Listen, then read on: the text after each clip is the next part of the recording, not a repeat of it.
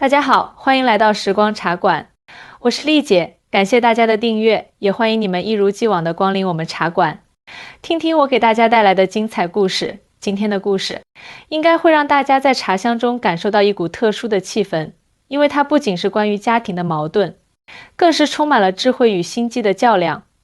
你们准备好了吗？好，那我们就开始吧。事情的起因得从一个看似普通的水管故障说起。稀松平常的清晨，天还只是蒙蒙亮，微光艰难地透过窗帘缝隙洒在有些清冷的屋内。我在半梦半醒间就听到厨房里传来一阵恼人的水滴声，滴答滴答，一下又一下敲在心头。我心里咯噔一下，暗叫不好，起身踏拉着拖鞋往厨房走去。果不其然，厨房的水管又出毛病了。说起我家这水管，真可谓是命运坎坷，年年都得闹上几回小灾小病。今年更是邪门，修了坏，坏了修，没完没了，就没个消停的时候。换做别家，估摸早就一个电话打给专业的修水管师傅，图个省心省力。可我呢，一来是怕麻烦别人，二来心里藏着个难以启齿的秘密，让我压根不想假手于人。我心里门清，以往每次水管出问题都是女婿小赵出面修理。他每次接到我的电话，嘴上虽说着行，妈，我知道了，我尽快过来。可那语气里的推脱之意，任谁都听得出来。来了之后呢，也是各种推三阻四，一会儿说工作太忙，抽不出太多时间，一会儿又讲这活儿不难，他简单弄弄就行，别再去折腾请师傅了。我呢，表面上应着，心里却泛起了嘀咕。我瞧得明白，他不愿来修，绝不仅仅是因为工作忙，每次修完，他那心不在焉的模样，眼睛都不敢多瞧我一眼，仿佛这屋子里有什么洪水猛兽，急着要逃离。虽说我一直没抓到什么实实在在的把柄，可女人的直觉告诉我，事儿没那么简单，心里那股子不安，就像丝线一样，一圈又一圈的缠紧。所以这回水管又闹脾气，我暗暗下了决心，非得让他亲自来修不可。我一边等着他上门，一边在心里盘算，这次我可得瞅准机会，好好探探这男人的底，看看他究竟背着我们藏了多少猫腻。没一会儿，门铃响了，我开门一看，正是小赵，还是那副老样子，背着个有些破旧的工具箱，脸上挂着略显敷衍的笑容。妈，我来了，水管又咋啦？他边换鞋边问。我指了指厨房，轻声说，又漏水了，你看看吧。说着，我故意放慢脚步，跟在他身后，眼神却一刻也没离开他的一举一动。进了厨房，小赵放下工具箱，蹲下身子查看水管。我瞅准时机，装作若无其事地走到一旁的柜子边，轻轻打开，里面静静躺着我早就准备好的秘密武器，一只精巧的几乎难以察觉的窃听器。我的手微微颤抖着，拿起它，心脏在胸腔里剧烈跳动，像是要冲破胸膛。我知道自己这做法不地道，简直违背了人与人之间最基本的信任原则。可那会儿我满心满眼都是疑虑，就像走了魔怔一般，理智早被抛到九霄云外。丽姐，水管应该不大问题，稍微调整一下就好。小赵一边摆弄着扳手，一边跟我搭话。我随口敷衍了一句，辛苦了，眼睛却始终盯着他的后脑勺，脑海里翻涌着各种念头。我瞧着他修水管时那副专注的模样，一时间竟有些恍惚。我不禁自问，我为啥对他这么不信任呢？是从啥时候开始的？思来想去，或许是心底那股子不甘在作祟吧。想当初，女儿带他回家，我第一眼瞧见，就觉得这小伙子长得是周正，可眉眼间透着股子让人看不透的机灵劲儿。后来女儿铁了心要嫁给他，我这心里就一直不踏实。再婚后呢，他平日里在我跟前的那些做派，总觉得透着假，说话做事怎么看都像是在演戏，根本没有把真心掏出来，我这心里的疙瘩也就越结越大。趁着小赵全神贯注修理水管的当口，我深吸一口气，蹑手蹑脚地走到他手机旁边。那手机就搁在灶台上，屏幕黑着，像是一只沉睡的野兽，随时可能醒来发出怒吼。我颤抖的手拿起手机，小心翼翼地拆开后盖，手指都因为紧张而有些发僵。好不容易把窃听器安了进去，整个过程仿佛过了1个世纪那么漫长。我大气都不敢出。做完这一切，佯装镇定地走到一旁，拿起茶壶，泡了杯茶。可那手啊，抖得茶水都差点洒出来。我坐在餐桌边，眼睛死死盯着小赵的背影，耳朵却竖得老高，静静等待着即将被揭开的真相。过了好一阵子，小赵终于站起身来，拍了拍手，脸上露出如释重负的神情。丽姐，水管没问题了，你往后用水的时候注意点，这水压最近可能稍微有些不稳定。好好好，辛苦了。我嘴上应着，心里却像揣了只小兔子，七上八下的，满心期待着那个窃听器能给我带来想要的答案，仿佛它承载着我所有的希望，能将这混沌不清的局面一下子拨云见日。小赵收拾好工具，准备离开。临出门时，我下意识地叫住了他：小赵，今天晚上能不能来家里吃个饭？我想着，要是晚上他来了，说不定还能多录点有用的信息。他微微一愣，脸上闪过一丝不易察觉的为难，随即又挤出个笑容：丽姐，我今晚可能有点事，改天吧。哦，没关系，那就改天吧。我强压下心底的失落，脸上还得装出一副大度的样子。等他关上门，我整个人像是泄了气的皮球，一屁股瘫坐在沙发上，手忙脚乱地掏出手机，打开窃听器的录音功能。那一刻，我的心跳得比刚才按窃听器时还要快，既害怕听到什么不堪的真相，又隐隐盼着能证实自己的猜测。两种情绪在心里激烈拉扯，难受得紧。夜幕像一块巨大的黑色幕布，缓缓落下，笼罩了整个城市。女儿下班回来，一家人围坐在客厅看电视，可我的心思全然不在那闪烁的屏幕上。我偷偷戴上一只耳机，把手机藏在抱枕下面，装作若无其事地和女儿闲聊，耳朵里却全是窃听器那头传来的声音。刚开始只是些稀稀拉拉的嘈杂声，我的心也跟着起起伏伏，时不时紧张地攥紧衣角。突然，小赵那熟悉的声音清晰地传了过来：你说他那么老了，怎么还是那么多疑心？我早告诉过他，家里的水管早晚要修坏，别的事儿我没办法管，修水管只能我来。听到这话，我感觉脑袋嗡的一声，像是被一道闪电击中。还没等我缓过神来，他又接着说：不过也不算坏事，我去修水管的事。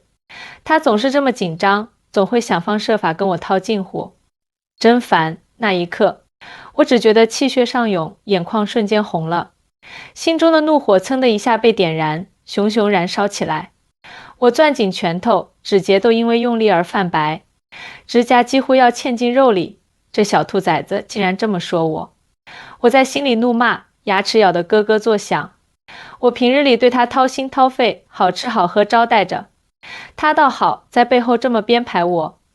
我感觉自己的身体都在微微颤抖，气得肺都要炸了。紧接着，小赵朋友的声音也传了过来：对呀，可能是觉得我们这么频繁见面，他怕你对他女儿不好。小赵冷哼一声：哼，老丈人本来就不喜欢我，这个家我也感觉没我啥事儿，他爱咋想咋想吧。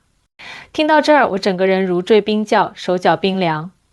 原来他不止一次和朋友议论过我对他的怀疑，他心里明镜似的，知道我心里那些弯弯绕绕，可他不但不化解，还在背后肆无忌惮地嘲笑我，甚至拿我和女儿的关系说事。在他眼里，我恐怕就是个爱挑事儿、惹人厌的老太婆，彻彻底底成了他眼中的绊脚石。一晚上我都如坐针毡，电视里演的啥根本不知道，满脑子都是小赵那些伤人的话。女儿在一旁跟我说话，我也只是有一搭没一搭地应着，眼神游离，根本不敢直视她的眼睛。她似乎察觉到了我的异样，好几次欲言又止，可我那会儿满心悲愤，哪顾得上她的感受。家里的气氛压抑得让人窒息，空气都像是凝固了一般。女儿和我默默坐在客厅，她时不时不安地偷瞄我一眼，却始终没有开口打破僵局。我瞧得出来，她心里肯定憋着一肚子话，可到底还是年轻，不懂得怎么看透我此刻心里翻江倒海的愤怒与失望。第二天一大早，我一夜未眠，眼睛红肿得像核桃。往常这个点儿，我早就系上围裙，哼着小曲在厨房给女儿准备早餐了。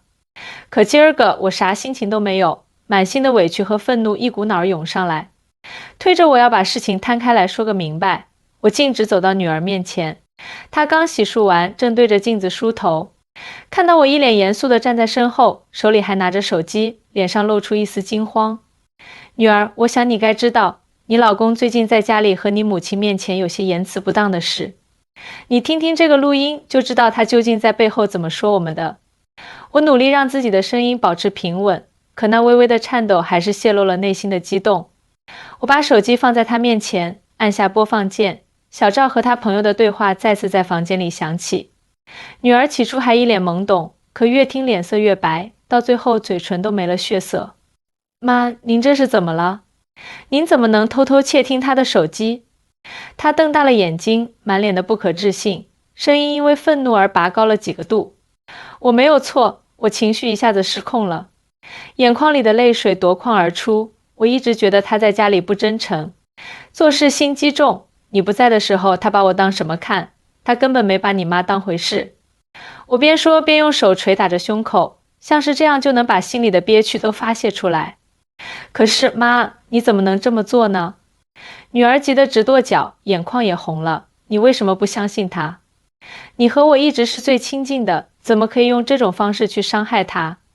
他的声音带着哭腔，脸上满是对我的失望。我伤害他？他在背后这么说我还不能知道了。我怒目圆睁，手指着手机，声音尖锐的刺耳。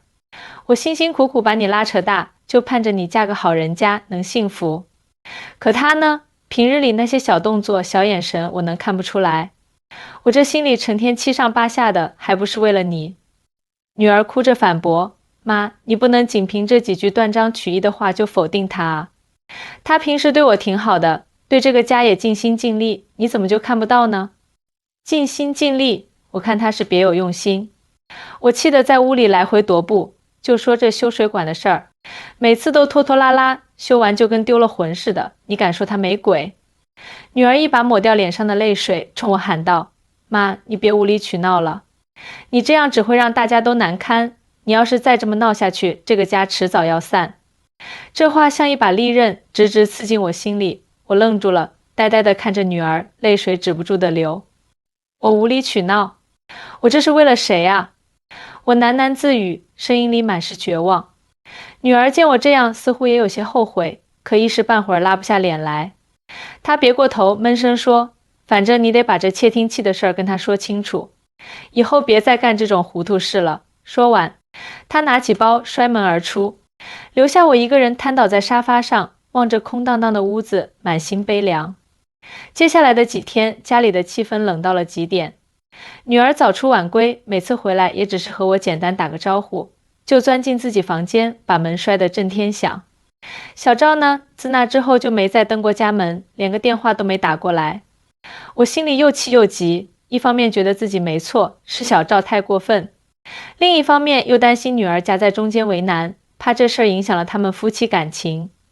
有一天晚上，女儿下班回来一脸疲惫，我忍不住走上前，轻声说：闺女，你这几天瘦了，妈心疼。女儿瞅了我一眼，没吭声，径直往屋里走。我跟在后面嗫嚅着说：要不妈给你做点好吃的。你最爱吃的糖醋排骨。女儿猛地转过身，眼眶泛红。妈，你别折腾了，我现在没胃口。你说咱们家怎么就变成这样了呢？我眼眶一热，拉着女儿的手说：闺女，是妈不好，妈不该瞒着你装窃听器，可妈也是担心你啊。要不咱们找小赵过来，坐下来把事儿说清楚。女儿犹豫了一下，点了点头。我赶忙给小赵打电话，电话那头响了好久，才传来他有些冷淡的声音：喂。我深吸一口气，尽量让声音平和些：小赵啊，晚上有空吗？来家里吃个饭吧，咱们把事儿聊聊。小赵沉默了一会儿，说：行吧。晚上小赵来了，一脸不情愿，饭桌上气氛尴尬的能冻死人。我率先打破僵局：小赵，那天的事儿，妈做的不对，不该偷偷装窃听器，可妈也是被心里的疑虑逼得没办法了。小赵闷声说：妈，我知道您一直对我有看法，可我扪心自问，对您和女儿我没啥亏欠的。女儿在一旁着急地说：你们俩别这么僵着了，都互相体谅体谅不行吗？我看着小赵认真地说：小赵，妈就想听你一句实话，你每次修水管为啥那么不情愿？是不是有啥事儿瞒着我们？小赵放下筷子，叹了口气，妈，我工作最近压力大，每次修水管都得请假，领导都有意见了。我那天和朋友说的气话，您别往心里去。我心里虽然还有些疑虑，但瞧着小赵的样子，也不像在说谎。女儿握住我的手，又握住小赵的手，妈，老公，咱们是一家人，以后有事儿能不能别憋在心里，说开了就好了，别再互相伤害了。我和小赵对视一眼，都微微点了点头。从那之后，家里的气氛慢慢缓和了。我和小赵之间虽然还有些隔阂，但也在努力破冰。日子一天天过去，我也渐渐明白，家庭关系就像一张脆弱的蜘蛛网，稍有不慎就会被扯出裂痕。信任是这张网上最坚韧的丝线，一旦断裂，修复起来千难万难。而我们在爱与疑虑的漩涡中徘徊，唯有坦诚相对，才能守得云开见月明，让家重新成为温暖的港湾。好了，今天的故事就讲到这儿，大家听得还过瘾不？要是喜欢我的故事，别忘了点赞打赏，让我这茶馆能一直热气腾腾的开下去，多谢大伙捧场啦！